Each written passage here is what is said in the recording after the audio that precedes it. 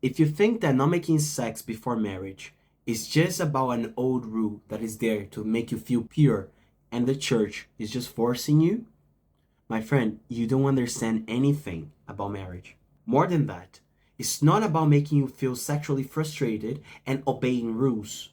It's more than that. It's about protecting the fundamentals of your relationship. Jumping in steps in a relationship has a huge psychological impact on you. Girls lose the criteria to know whether the boy loves them or just want to use them. And boys never learn to control their impulses. So it's not about creating obstacles, it's about protecting what is valuable on your relationship. Stay with me until the end of this video and I will show you that the most mature and intelligent choice is to obey this so-called outdated rules that the church imposes on you. I will show you that these rules will not just protect you emotionally, but make a strong fundamental for your relationship. So having this feeling that someone is imposing you a rule or that just the church imposing a rule on you is a common feeling. It's a valid feeling sometimes, okay? It's not that you are rebellious. It's not that you are irrational. No, it's not. Sometimes when we go to the Catholic Church, it looks like people are just going there by habit. And not just that, they're trying to impose rules in your life. This feeling happens because it's really hard to find satisfying answers, sometimes in church. It's a common experience in modernity that you go and talk with your parents, you talk with your friends, you talk with your priest, and they don't give you satisfying answers. And sometimes it's not that they don't want to give to you, I hope. It's not that they don't want to give to you, but it's because they have their limitations. But to be honest, if you're a priest and listening to me, if you don't give satisfying answers to the youth, they will go away. Because you are not just competing with the people on their family, with the people on your city. You're competing with everyone that is in the internet and gives a more interesting life than Catholicism, than having chastity and so on. Sorry for my voice, guys. I'm a bit sick. So the problem is that we don't find satisfying answers. And sometimes when we find the answers, we find broad answers. That for someone that is studying the philosophy of the church, the theology of the church, they might be satisfying. Because you know why? They're not broad at all. But for someone that is trying to seek truth for the first time, it would be harsh to listen it. You know, like, for example, if you ask, like, why can I make sex with my girlfriend? They might say that the goal of sex is not pleasure. It is, first, having the children, and second, deepen the relationship of the spouses. And you're like, okay, but who said that if I make sex, even without protection, I will have a child? This is the first thing. You know, I could use the natural method. So it's just about promising in front of people and so on. Guys, I'm just trying to be skeptical here. I'm not trying to throw complaints about the church, but I'm describing a reality. Getting the answers nowadays is hard. Getting satisfying answers. You know, like, of course you can go to YouTube. Of course you can ask Magisterium AI.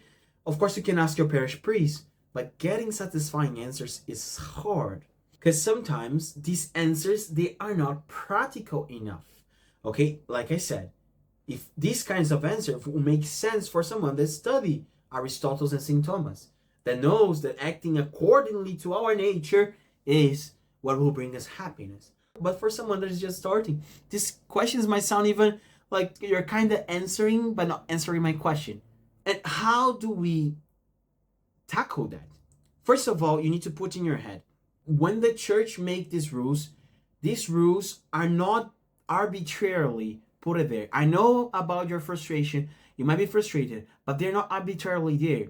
They are the accumulated knowledge of the church tradition. And more than that, sometimes they're the revelation of God. God himself said to not do that, you know, and be like, between trusting my perception and God, I would trust God's perception. But anyway, the good news is that these rules, they have an explanation, because Catholicism is the most rational religion in earth. In earth is the most consistent theology in earth, is the most consistent morals in earth. So when the church says that something is a sin, it's harmful to us. It's really harmful to us.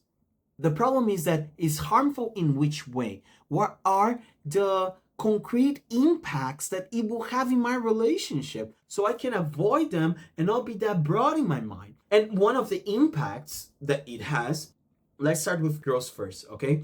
One of the impacts that it will have is it will make the girls not sure whether the guy loves them or not. And I know that there are many girls that are naive and they think that being in a relationship with a guy that is with them for 5 years, 10 years, and so on, and sleeping with them, it shows because of the 10 years that they love them so much.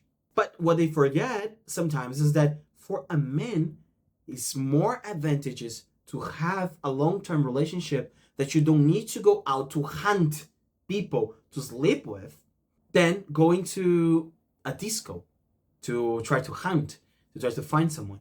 If you have a girlfriend, you might sleep twice a week with her or once a week with her and so on, or once every 2 weeks or whatever. Different couples do it differently. But if you don't have anyone, you have the uncertainty of not finding anyone. And that's the thing. And worse than that, the more time passes, for girls, it's harder to find a partner in terms of attraction. Of course, a relationship is not just attraction, but this is the theme of another video. But it's true that it's harder for a girl to find a partner. And for a boy, it's easier because his options start to grow. The older a boy gets, it's like wine. The more he has the chance to find another girl.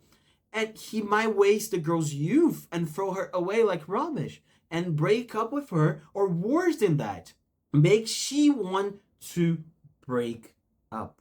I saw stories like that the guy, like after being like 5 years with the girl, I remember, I forgot this 4 or 5, he makes her want to break up with him. So it doesn't look like he wanted to go. Okay, so girls, you need to be careful.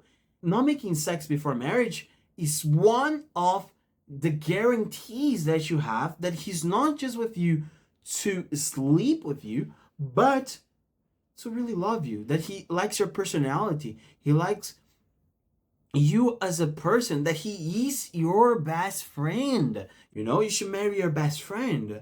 And for boys is worse because many boys, consciously or subconsciously, they have this feeling that after I marry, I will make sex with my girl every time. And if you don't learn to control your sexual impulses, in marriage will be really hard.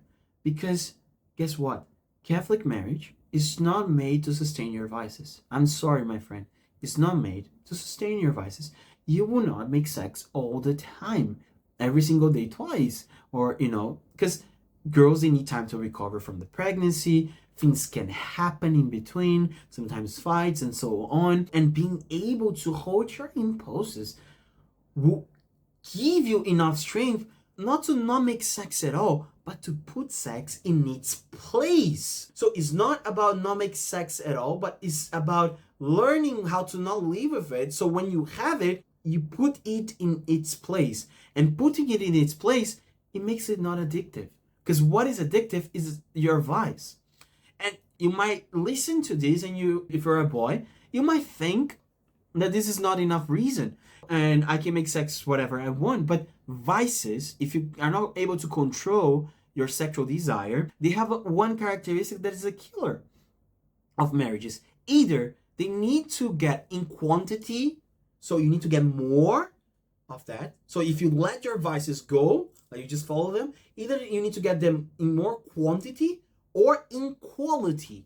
And because you're in a Catholic marriage, you might try to make more times, but then it will become boring. And then you start to do it with her in different positions and weird positions and so on, until the quality becomes something that is impossible for her to attend. And you will start to feel attracted to other women on the street and will feel prone to cheat on her.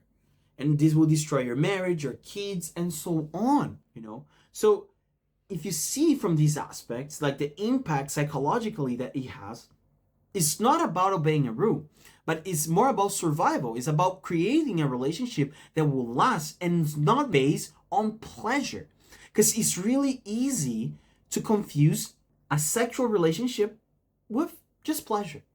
It's really easy. You're confusing your relationship that's supposed to be building a friendship, and a partner that loves you as a person, that is there with you in your bad moments, that's seen the most vulnerable part of you and still there for you, and then you confuse that with just sleeping with her. For girls, it's the same, okay? Not just boys. Boys are more physical, but for girls, it's just this emotional, superficial emotional connection. And a marriage is way more than that. It's way more than that, okay? It's way more than that. So, having chastity for girls is first a way to protect yourself. This is the first thing. Second, for boys, is a way for you to mature, to grow up. Because life is not just Hakuna Matata, okay? Life is not just making sex. Life is not just quick pleasure. Life is way more than that. And a boy realizing that sex is not just about having sex, but it's about making love, is the signature of a mature man.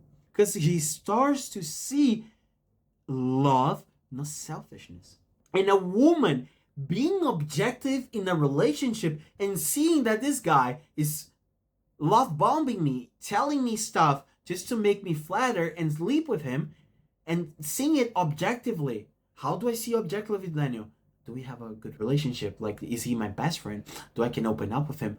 Will he be a good dad for my children? And so on. Are he able to control his impulses when I am vulnerable after a pregnancy and so on? Imagine your face when the guy start to ask you or beg you to sleep with him after a pregnancy.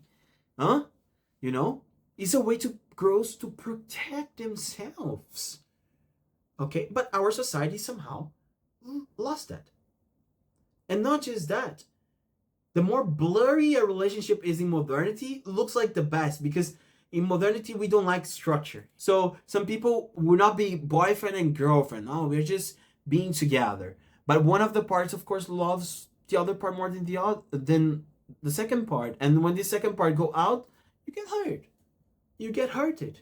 So it's not, when the church put these rules, guys, it's not just about having a random rule there, and not just about giving a broader explanation that explains, but in your specific case, doesn't explain at all. It's not just about that. It is more than that. It is about building the relationship and seeking true happiness. Sin is not a rule imposed by God. Sin, committing a sin, is going against the structure of reality in itself. It's compromising your happiness. Doesn't matter if in the moment you feel good or not. In the long term, and this is always the problem, in the long term, it ruins your relationship. In the long term, it damages you. In the long term, okay? Of course, try your best to not fall. Try your best. You know, we also live in a hypersexualized society, and I know many people that want to stop falling together, but they can't. Okay, like they really struggle with that. Okay, it's a real struggle, and if you are in that case, seek help. Seek help. You know, sometimes a professional help. Try to seek your priest and so on. Okay, guys. So if you like the video, please smash the like button and put in your comments what are the some dangers that you also notice when you fall with your girlfriend or boyfriend, or what are some things that has concrete impact on you when that happens before marriage. And please send this video for someone that is needing. I wish, like I always say in my videos, I wish I had someone that told me this when I was starting. See you guys and have a nice week.